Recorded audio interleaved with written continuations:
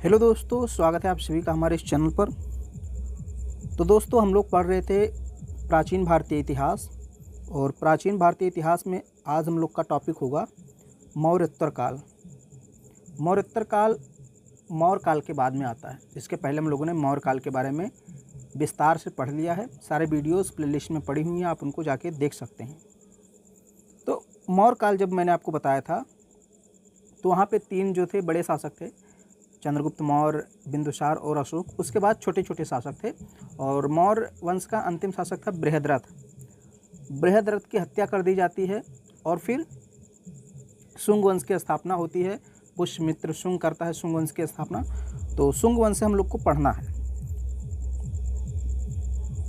इस काल को मौर्योत्तर काल कहा गया है, क्योंकि मौर्य काल के बाद में आया। उत्तर का मतलब क्या होता है? बाद। तो मौर्य काल के बाद में ये काल आता है, इसलिए हम इसको मौर्योत्तर काल कहते हैं। इंग्लिश में पोस्ट मौर्यन पीरियड कहते हैं। तो इसमें हम लोग कुछ देशी शासकों के बारे में पढ़ेंगे, कुछ विदेशी शासकों के बारे में। क्योंकि जब मौर्य वंश का पतन हुआ, तो भारत पे शासन करने वाला कोई था नहीं जो भारत को एक सूत्र में बांध सके। ऐसा राजा कोई नहीं था।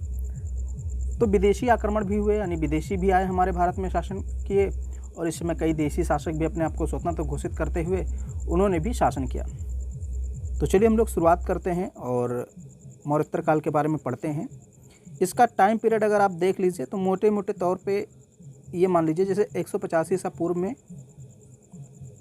जो है कि मौर्य वंश का जो अंतिम शासक बृहद्रथ रहता है, उसकी हत्या हो जाती है 150 ईसा पूर्व में। तो तभी से लेकर के आप मान सकते हैं इसका काल शुरू होता है। यानी मौर्योत्तर काल का जो कालक्रम है, कालखंड है, वो 185 ईसा पूर्व से शुरू होता है, लगभग 300 ईस्वी तक रहता है।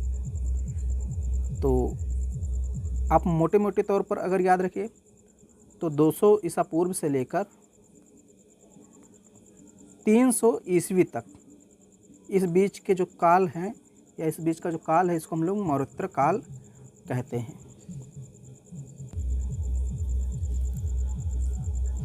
मौर्योत्तर काल, अब देखिए, मौर्य साम्राज्य का अंत होने से भारत की राजनीतिक एकता छिन्न भिन्न हो गई। क्योंकि जब मौर्य वंश का शासन था, तो मौर्य वंश के शासकों ने क्या किया था कि भारत को एक सूत्र में बांध के रखा था, और कोई शासक नहीं था उस समय। मौर्य साम्राज्य का ही पूरे भारतवर्ष पर शासन था। लेकिन जब मौर्य साम्राज्य का अंत हुआ, मौर्य साम्राज्य का पतन हुआ, तो भारत की जो राजनीतिक एकता थी वो छिन्न भिन्न हो गई। भारत के उत्तरी पश्चिमी मार्गों से अनेक विदेशी आक्रमणकारी अनेक स्थानों पर अलग अलग राज्य स्थापित करने लगे। पश्चिमी उत्तर जो सीमा थी, पश्चिमी उत्तर प्रदेश आप कह सकते हैं, सीमा कह सकते हैं, उधर से, यानी पाकिस्तान और अफ़गानिस्तान वाला जो इलाका है आज, इधर से कई सारे विदेशी आक्रमणकारी आए, और उन्होंने भारत में अलग अलग राज्य स्थापित कर लिए। दक्षिण भारत के भी कई सामंतों ने अपनी स्वतंत्रता की घोषणा कर दी। यहाँ की होगा, स्वतंत्रता की घोषणा कर दी। इस काल को मौर्योत्तर काल कहा जाता है। इसके अंतर्गत 2 प्रकार के शासक हुए, जो मैंने आपको बताया था उसे ही हम लोग यहाँ पे पढ़ रहे हैं। 2 प्रकार के शासक होते हैं, ये देखिए। एक शासक हुए विदेशी शासक, और एक देशी, दूसरे विदेशी। यानी अपने देश में ही जो सामंत थे, जो आप कह सकते हैं अधिकारी वर्ग थे मौर्य काल में, उन्होंने भी छोटे छोटे राज्य स्थापित कर लिए। तो इनमें शुंग वंश को पढ़ेंगे हम लोग, कर्ण वंश, सातवाहन वंश, चेदी वंश। चेदी वंश को महामेघवाहन वंश भी कहते हैं। तो ये देशी शासक थे। और विदेशी शासकों में बात करें तो इंडो ग्रीक के बारे में पढ़ेंगे, इनको हिंद यवन भी बोलते हैं। शक के बारे में पढ़ेंगे, पार्थियन और कुषाण। इन सभी वंश के बारे में हम लोग को पढ़ना है। तो सबसे पहले हम लोग पढ़ेंगे देशी शासकों के बारे में, और देशी शासकों का क्रम कुछ इस प्रकार से रहेगा। तो इनका क्रम भी आपको याद रखना है। शुंग वंश सबसे पहले आएगा, फिर उसके बाद कर्ण वंश, फिर सातवाहन वंश, फिर चेदी वंश।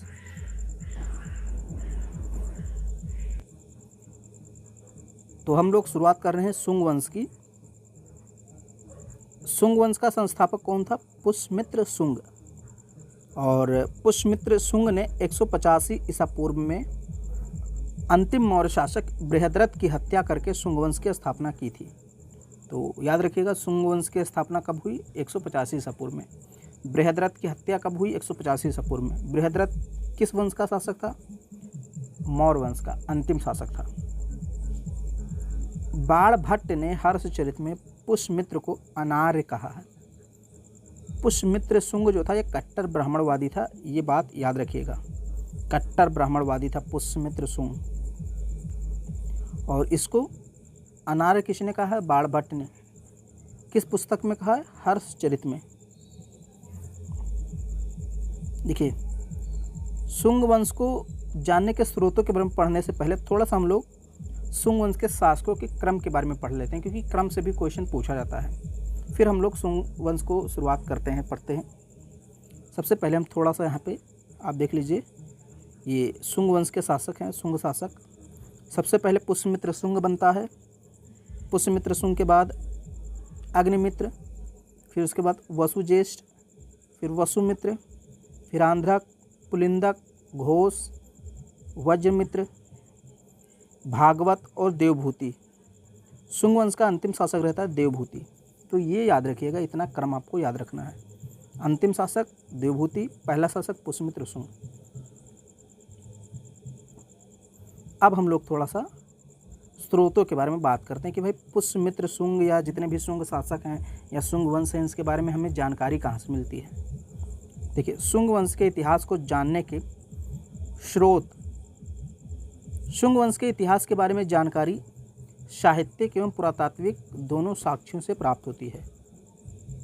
सबसे पहले हम साहित्यिक स्रोत के बारे में पढ़ते हैं।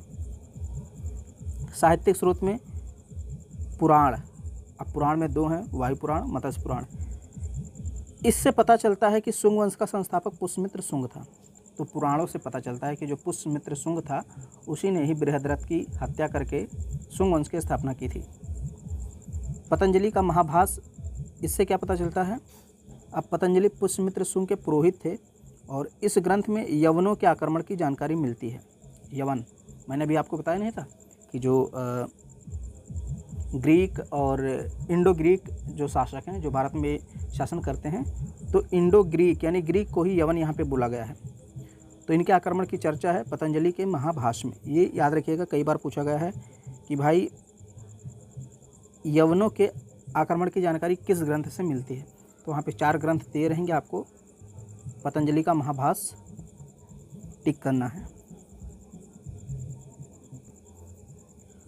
आगे देखें साहित्यिक स्रोतों में, तो गार्गी संहिता है, इसमें भी यवन आक्रमण का उल्लेख है। तो एक तो पतंजलि का महाभाष्य हो गया और फिर गार्गी संहिता, इन दोनों में यवन आक्रमण का उल्लेख मिलता है और यह एक ज्योतिष ग्रंथ है, ये भी याद रखिएगा। आगे बात करते हैं मालविकाग्निमित्रम। यह कालिदास का नाटक है। मालविकाग्निमित्रम जो है ये कालिदास का नाटक है और इससे जो है शुंगकालीन राजनीतिक गतिविधियों का ज्ञान प्राप्त होता है। हर्षचरित, इसकी रचना बाणभट्ट ने की थी। इसमें अंतिम मौर्य शासक बृहद्रथ की चर्चा है। इससे पता चलता है कि पुष्यमित्र ने अंतिम मौर्य नरेश, यानी नरेश का मतलब शासक, बृहद्रथ की हत्या करके सिंहासन पर अधिकार कर लिया था। ये चीज़ याद रखिएगा। दिव्यावदान, ये भी एक ग्रंथ है। इसमें पता चलता है कि पुष्यमित्र शुंग ने अशोक के 84,000 स्तूपों को तोड़ दिया था। यानी कि अशोक के 84,000 स्तूपों को तोड़ने वाला किसे कहा गया है? पुष्यमित्र शुंग को।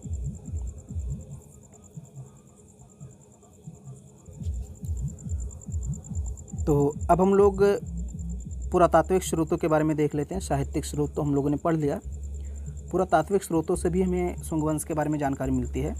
जैसे एक अभिलेख है अयोध्या अभिलेख।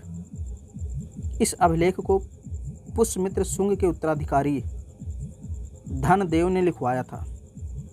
इसमें पुष्यमित्र शुंग द्वारा कराए गए 2 अश्वमेध यज्ञों की चर्चा है। तो ये धनदेव का अभिलेख है और पुष्यमित्र शुंग ने 2 अश्वमेध यज्ञ कराए थे। इसकी जो जानकारी है वो हमें अयोध्या अभिलेख से प्राप्त होती है। तो ये याद रखिएगा। एक चीज़ मैं और बता दूं आपको, एक मैंने वीडियो बनाया है, आप हमारे यूट्यूब चैनल पे सर्च कीजिएगा, अभिलेखों पर ही बनाया। उसमें जितने भी प्राचीन काल के इम्पॉर्टेंट अभिलेख हैं और उनमें कौन कौन सी जानकारी है उसको मैंने बहुत डिटेल में पढ़ा दिया है। तो उस वीडियो को आप सर्च कर लीजिएगा, यूट्यूब चैनल पे मिल जाएगा। अगर मुझे याद रहा तो मैं बाद में जो है डिस्क्रिप्शन बॉक्स में इसकी लिंक भी दे दूंगा उस वीडियो की, आप हमारे चैनल पे देख लीजिएगा, मिल जाएगा। तो एक हो गया अयोध्या अभिलेख, धनदेव का था, और दो अश्वमेध यज्ञों की चर्चा है। फिर है बेशनगर का अभिलेख, ये भी इम्पोर्टेंट है। यह यवन राजदूत हेलियोडोरस का है। हेलियोडोरस एक तक्षशिला का निवासी था और यवन का शासक था उसमें एंटियालकीड्स, याद रखिएगा, यहाँ पे लिखा नहीं लेकिन मैं बता देता हूँ। यवन का शासक था एंटियालकीड्स, उसी का राजदूत था हेलियोडोरस, और हेलियोडोरस तक्षशिला का निवासी था। इसी हेलियोडोरस ने बेशनगर का अभिलेख लिखवाया था गरुड़ स्तंभ के ऊपर। इसमें भागवत धर्म की लोकप्रियता का पता चलता है। भारुहुत का लेख, इससे भी शुंग काल के बारे में जानकारी प्राप्त होती है। इसके अतिरिक्त सांची, बेशनगर, बोधगया आदि स्थानों से प्राप्त स्तूप एवं स्मारक शुंग कालीन कला एवं स्थापत्य की विशिष्टता का ज्ञान कराते हैं। शुंग काल की कुछ मुद्राएं कौशाम्बी, अहिछत्र, अयोध्या तथा मथुरा से प्राप्त हुई हैं, जिनसे तत्कालीन ऐतिहासिक जानकारी प्राप्त होती है। तो ये आज हम लोगों ने जो है पढ़ा शुंग वंश के बारे में जानने के स्रोतों के बारे में। और आज जो है हम लोग, ये लगभग 12 मिनट की वीडियो हो गई है, तो इसको हम लोग यहीं पे कंप्लीट करते हैं और आगे की जानकारी हम लोग अगले वीडियो में प्राप्त करेंगे। आगे हम लोग को पढ़ना है भाई शुंग वंश के जो शासक में हैं उनके बारे में, क्योंकि जो पुरातात्विक स्रोत या साहित्यिक स्रोत या और जो भी बेसिक जानकारी थी वो सारी चीज़ें हम लोगों ने देख ली हैं। तो अगला वीडियो भी शुंग वंश पर होगा, उसके बाद हम लोग कर्ण वंश पढ़ेंगे। उम्मीद करता हूँ वीडियो आपको पसंद आया होगा, तो इसको लाइक कर दीजिए, शेयर कर दीजिए, और हमारे चैनल पर पहली बार आए हैं तो चैनल को सब्सक्राइब जरूर कीजिए।